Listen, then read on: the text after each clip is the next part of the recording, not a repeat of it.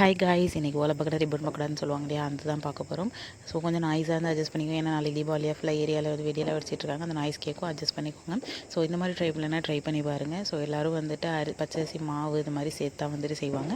நாங்கள் வந்து அரிசி ஊற வச்சு அரைச்சிருக்கோம். அது பச்சரிசி கிடையாது, இட்லி அரிசி. பச்சரிசியோட இட்லி அரிசியில் செஞ்சிங்கன்னா சூப்பராக இருக்கும். இட்லி அரிசி வந்து 2 மணி நேரத்துக்கு முன்னாடியே ஊற வச்சுட்டு அதை வந்து கிரைண்டரில் இல்லை மிக்சியில் எதுலையாவது வந்து அரைச்சிக்கோங்க. அரைக்கும் போது அதோட பட்டை மிளகாய், இஞ்சி, பூண்டு, அதுக்கப்புறம் வந்துட்டு பட்டை, சோம்பு, இதெல்லாம் உப்பு இதெல்லாமே போட்டு நல்லா அரைச்சி மாவை கெட்டியாக எடுத்து வச்சுக்கோங்க. எடுத்து வச்சுட்டு அதுக்கப்புறம் அது மேலே வந்துட்டு கொஞ்சம் தண்ணியாக இருந்துச்சு அப்படின்னா பொட்டுக்கடலை, ஸோ பொட்டுக்கடலை மாவு இதையும் சேர்த்து அரைச்சி எடுத்துக்கோங்க. பொட்டுக்கடலை மாவாக தனியாக பவுடராக வச்சுட்டு தண்ணியாக இருந்துச்சு அப்படின்னா அதை போட்டு வந்துட்டு மிக்ஸ் பண்ணிக்கோங்க. ஸோ மிக்ஸ் பண்ணிவிட்டு வச்சுட்டு அதுக்கப்புறம் வந்துட்டு ஓலப்பக்கடா போடுற அச்சில் வந்து எண்ணெயில் போட்டு எடுத்தீங்க அப்படின்னா சூப்பராக வந்துட்டு ஓலப்பக்கடா வந்து ரெடி ஆகிடும். ஸோ அந்த அரைக்கிற டைம் வந்துட்டு நான் வெளில போயிருந்தனால அதை எடுக்கலாம், அம்மா அரைச்சி வச்சுருந்தாங்க, அதனால தான் போடல. பாய்.